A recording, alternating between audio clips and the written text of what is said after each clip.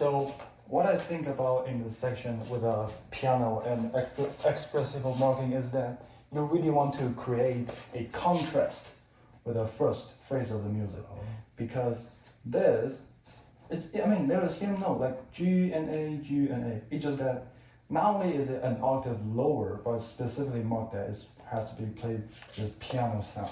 So when you in the beginning, you do like,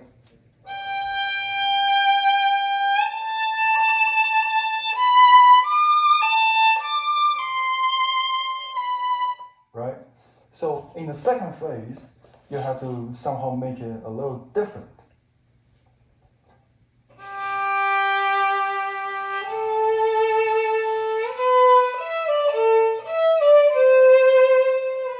So what I try to just did there, I try to have a more glossy sound, you know, like you're gliding on the surface of the string instead of like playing into it. Right, that sound has a more core to it rather than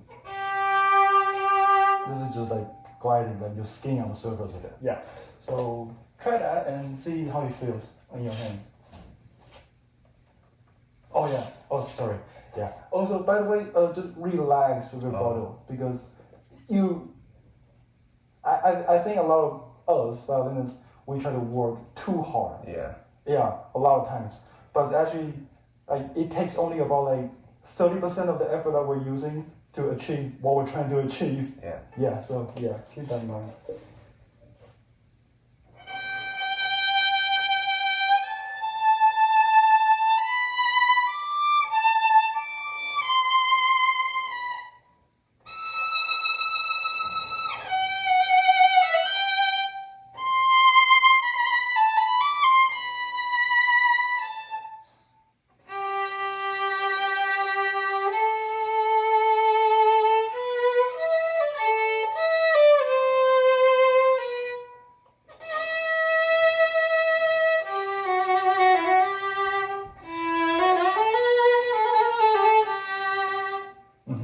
Okay, so that was really good.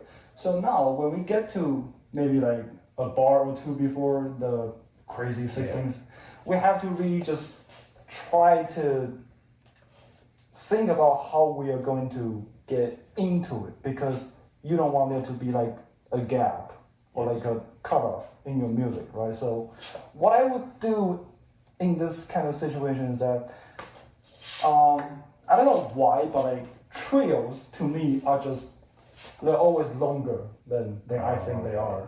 So which means I can really think when I'm trilling.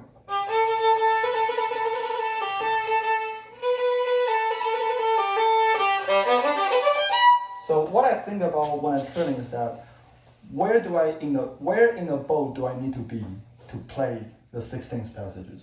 So these are like just data sheets, right? Like,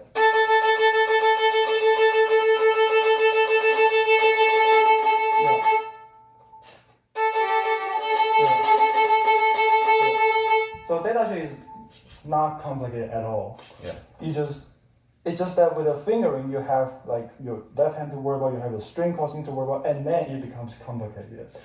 So if you have the passage in your hand and you're in the right place in the bow, then there shouldn't be any problems. Yeah. Right? Yeah. So try again and just think about where you want to be in the bow and then, go into it.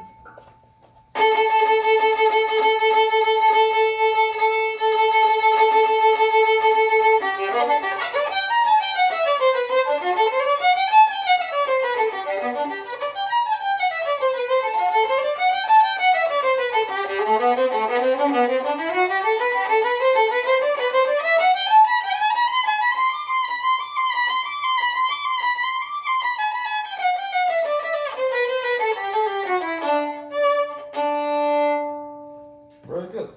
So, yeah, overall it's very good. But if I was to be very picky though, there are some fourth fingers that you can really work on. So, for example, one of the things that I like to do the most when it comes to like these kind of like crazy passages is that I do the rhythm that you might have heard. Like,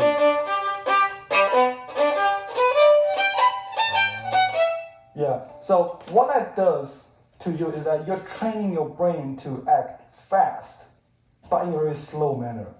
Because my pulse is, right? That's my pulse, yeah. But I do it in a rhythm, like a dotted, like a dotted 16, and then like a dotted 8 plus a 16. So.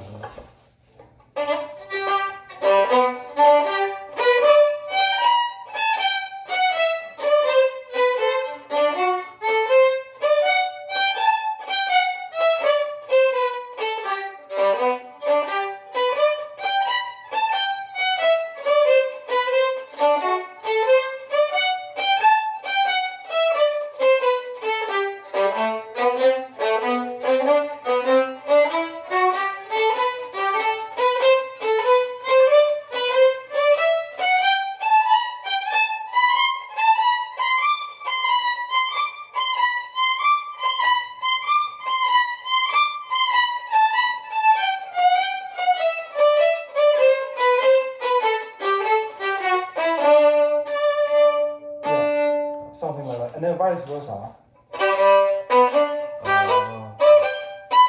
Yeah, actually, I have a whole sheet of paper here that's like dedicated to this. My teacher gave this to me because I was working on something. Yeah, very difficult. So these are the 4-note rhythm that you can try. So I try to do just the first and second because the third and fourth are really just too complicated. Yeah. Yeah. So if I do the first one on this, it will sound like.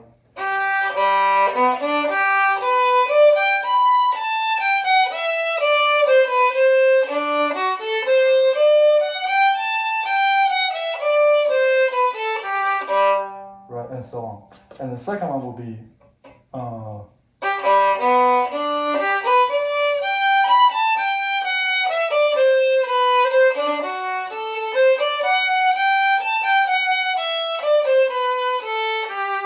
Yeah, so the idea is that to give yourself time in between the fast notes for you to think. And what you think about is that you're thinking about the next note. And also you're trying to listen to your intonation, to your sound, to everything, your articulation, everything. So that gives your brain time to think, but also maintain the fast left hand mechanism so that you don't develop habits. Yeah. Like when because this happens so often that we practice something slowly and then we unintentionally develop some habits, and then when we play fast, those habits surface, but we don't want them. You know what I'm saying? Yeah. So this is a very good exercise. Yeah. This is a very good exercise for you to practice slow and fast. I know it doesn't really make sense on paper, but in reality, that's what you want to, tell yourself. Yes, so that was very good. So if you want this, you can put something. If you want it, you can take. Oh, really? Yeah, because I have it all in my I have a digital copy of it. Yeah. So, and then here, I see you have a tip. So does that mean to play it in the tip of the bow? The tip, like connect.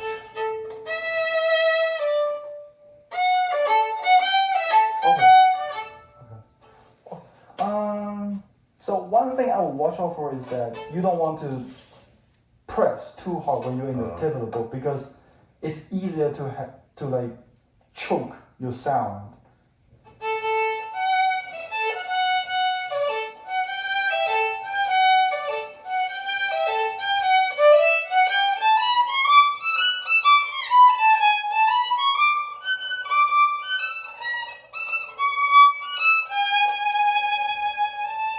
Yeah, and also there's a little crescendo here, which means you can move up your bow into the middle so that it's easier to play. Oh. Yeah, and also it's easier to bring out the dynamic in the middle of the bow. Yeah.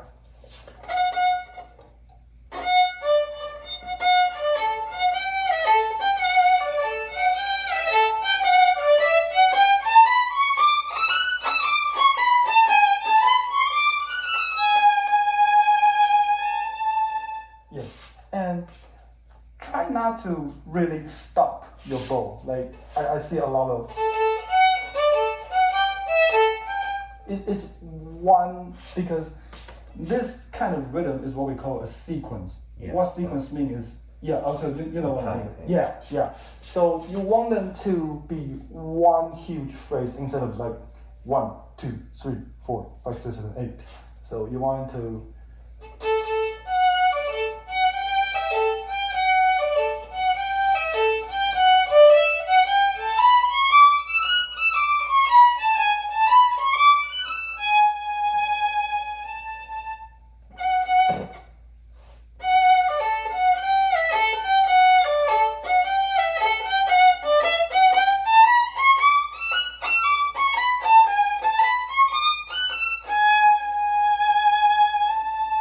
Good. That was really good. Yes. So you can savor the legato-ness in these, and then bring out your like staccato or martelé in a dotted rhythm, because I think it gives a nice little contrast. Yeah.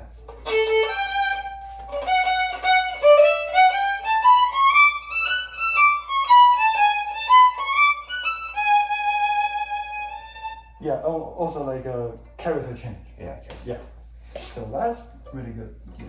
And also on here is the same thing, except it's piano. So what you want to try to do is that you want to be even lighter. So if you are already in the tip of the bow, which are usually what we call like the quieter zone. Yeah. Yeah. So what I would actually recommend is that maybe not play the first time at the absolute tip, but maybe like upper third. You know, like okay. Like this. so yeah, like the upper third of the bow. So maybe like 20 centimeters here.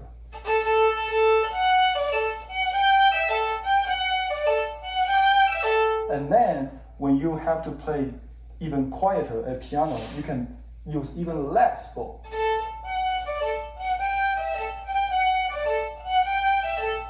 You know? Yeah. So so in comparison to this one, you want to have less bow, less pressure, and less bow speed. And also your contact point should be even closer to the bridge, because when you play quietly without getting like the punctual sound, you want it to be on the bridge.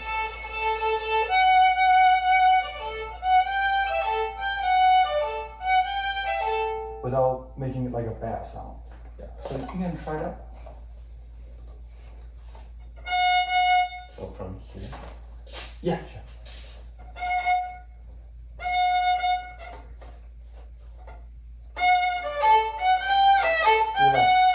Relax. Relax your bow arm. Yeah.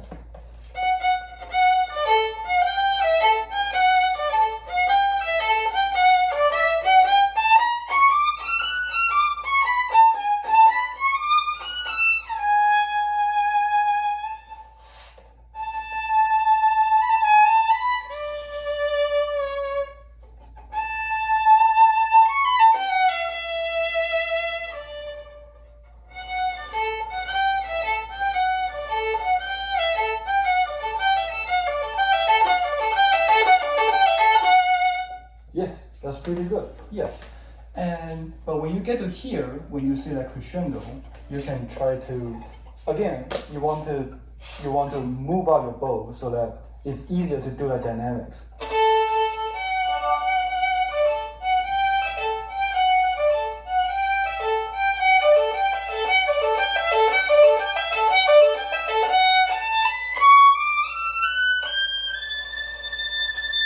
Yeah. And also just use more bow so that you can bring those notes out.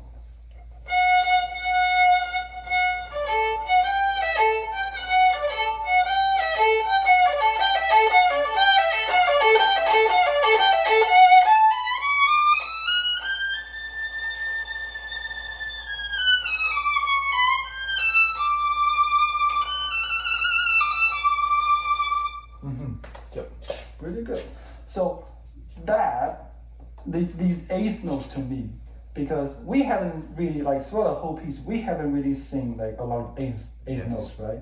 It's all like whole notes, quarter notes, sixteenths, but here we get some eighth notes, which is kind of like in between. I mean, like literally in between, because between quarter notes and sixteenth notes is the eighth notes, right? So this medium tempo, you really want to bring out that differentness Yeah. in the rhythm.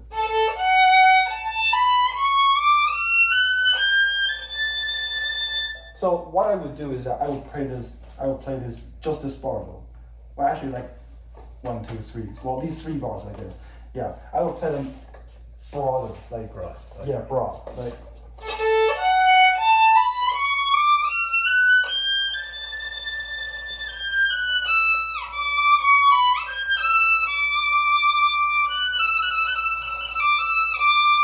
Yeah, something like that. Just play out a bit more. Yeah, as a like a freer sound.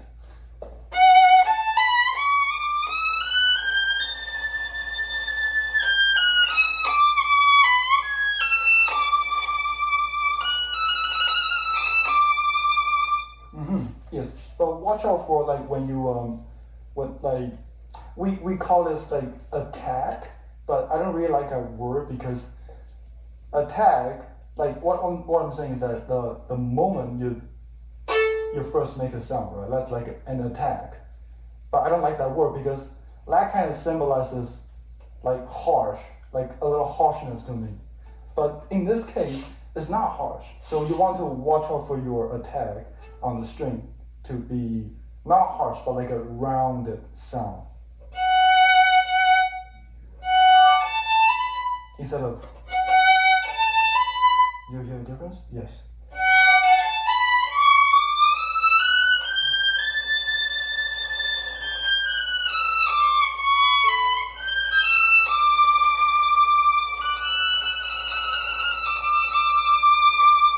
Yes. Yeah. So try that again and then you can go on.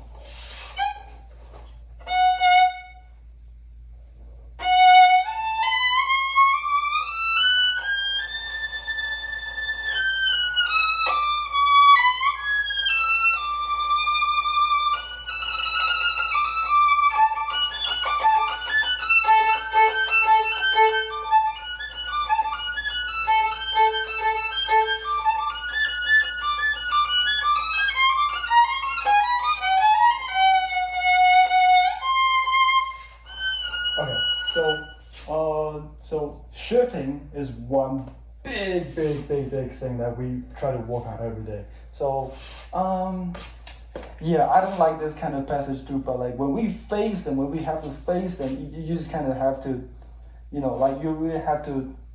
Have you like shoot guns at a range before? Yes. Yeah, so it's kind of in the same context, except you're aiming with your fingers, and fingerboard is where you want to hit them, right? So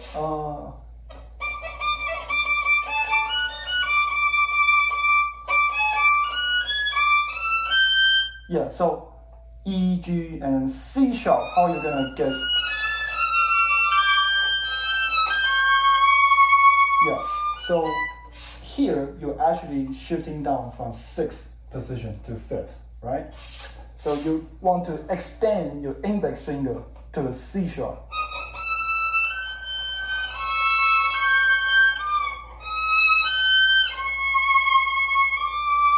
Yeah.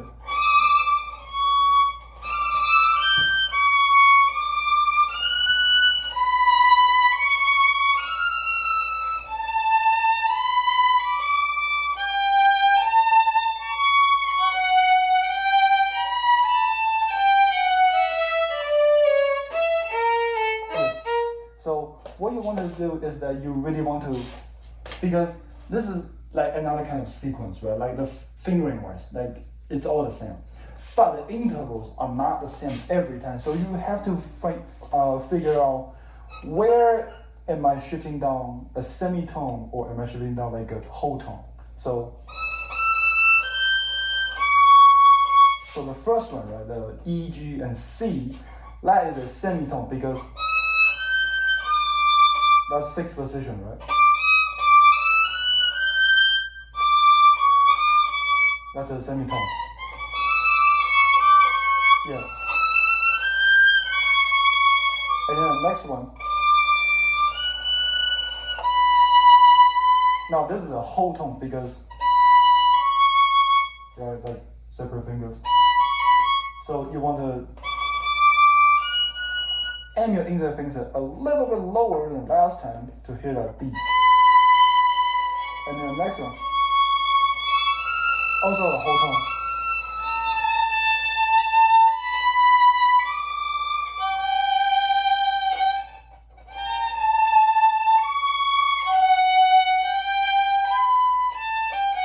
Yes, yes, and so on. So that is the idea of how you can aim your fingers. Now to actually get into the habit of not thinking about it because you don't want to overwhelm yourself when you perform, right? So you want to, ideally you want everything technical wise to be like second nature. Something that you can just practice it, put it in the back of your head, forget about it, and then you just be there. Like if that's how it works, we all be happy. But sadly, that's not always the case. So you really have to methodically, like just like how we use this to practice these rhythms, right? So actually, there is another sheet of paper. Yeah. Because that is like one page from like a book. So in this book, there are a lot of rhythm that you can that people use.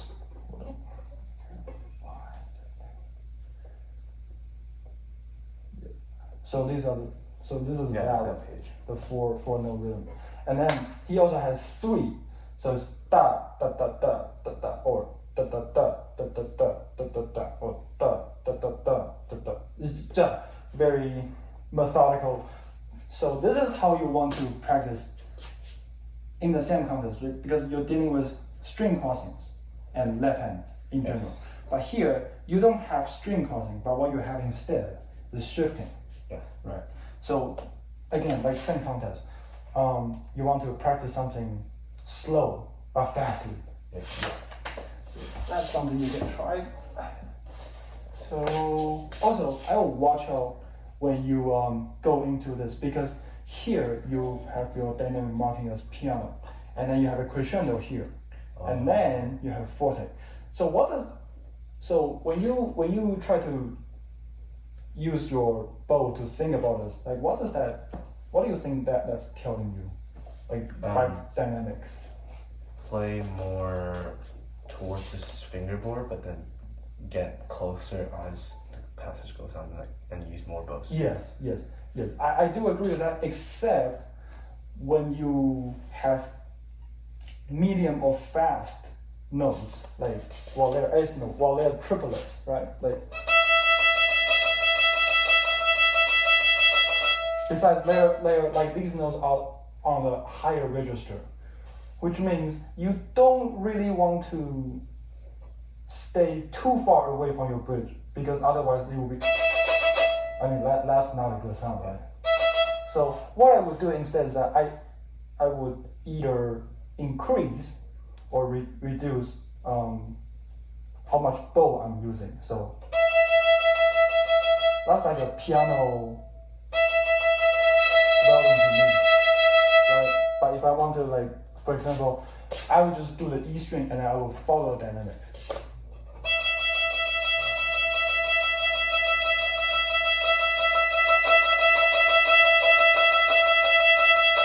So instead of like moving away or towards the bridge, I use my range of bow to control that. Right.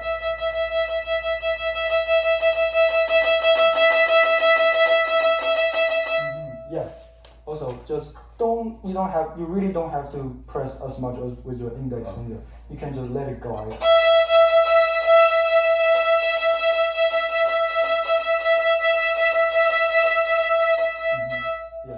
And my teacher likes to say that we're not holding the bow but instead we are guiding the bow. Yeah, we're guiding the bow to where it needs to go and where you don't want it to go. Because holding the bow is like, you don't want to try and work too hard, right? Yeah, so that's that passage. And okay, so let's work on these. So what do you think is most troublesome in this sequence? The shifting and the dynamic mark. Okay. So we need to increase as you're working on the shift.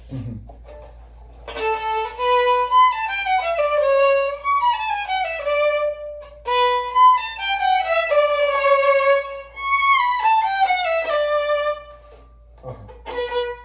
Yeah. Let me see your finger.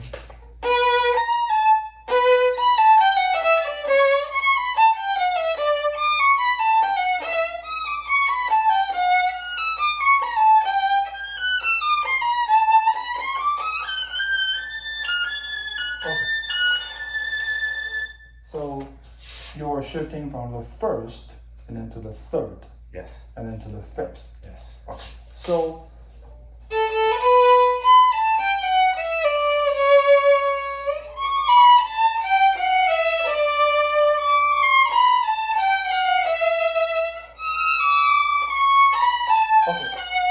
when you're in third position with the E, how do you go about finding this note?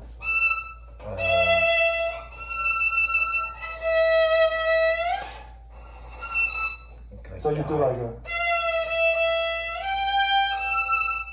That's all you do? Yes. Okay. Yeah. So the point I was trying to make is that you always want to have an anchor note. Yes. Yeah. So your teacher has also told you about that. Yes. So you want to really work on anchoring yourself with one note. So G is pretty good.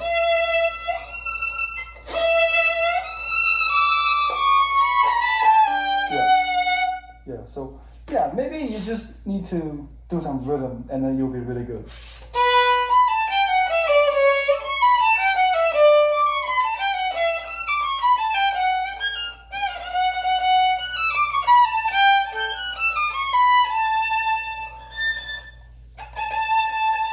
Yeah, and then you shift again just to the sixth. Okay. Yeah.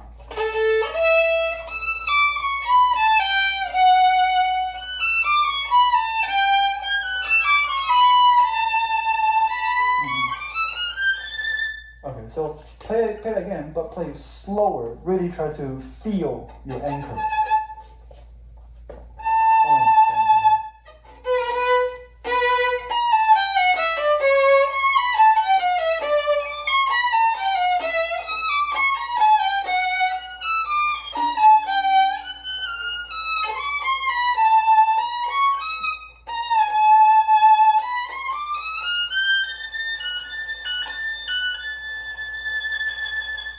Okay, so I think another thing that you may need to watch out for is string crossing, because when you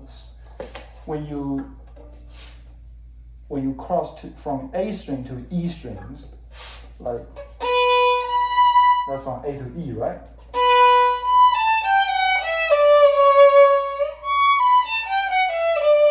I think you want to watch out for the first note after you cross the string, because sometimes I know the finger is overwhelming because you also shift on the first note after your string crossing, right? So you want to watch out for the sound not to be like that. Like you don't want it to fail flat.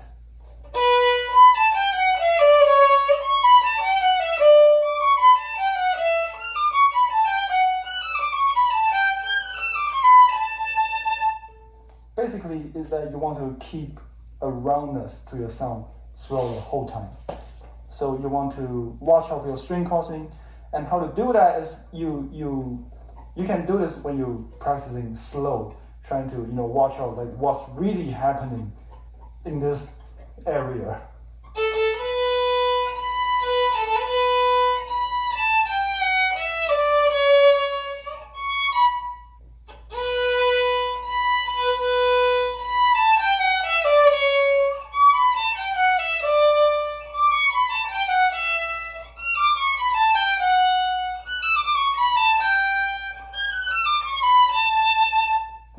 So what I would do is I would play these eighth notes a little longer, you know, just like how we Like talked those about it. rhythms. Yeah, yes, exactly.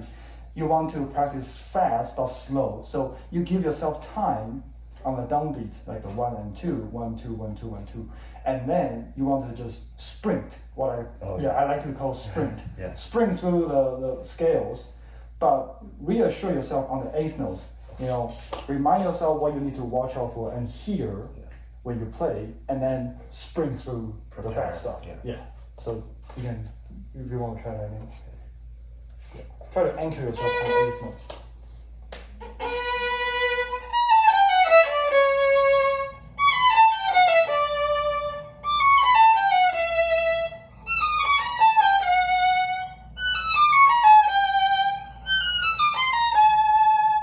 Yeah, that's pretty good. Yes. And then here we have dun, yeah. So it's you play the eighth notes a little bit too fast.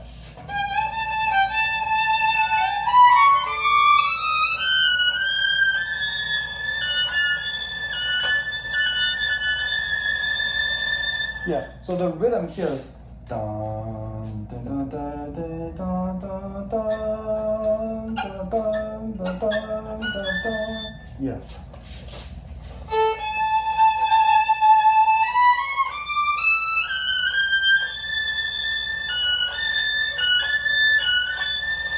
Two, one.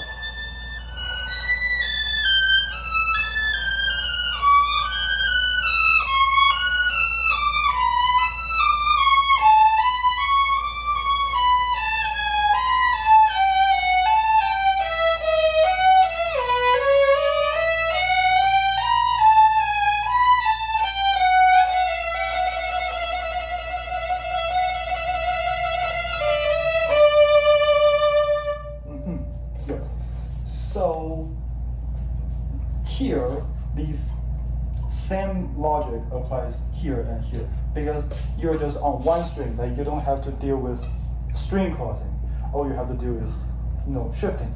So same logic applies. You just want to find is it whole tone or semitone, or you know, trying to find an anchor for yourself. Yeah. And yeah, overall sounds pretty good. Yeah, do you want to just try that again to make sure you have that rhythm? Yeah.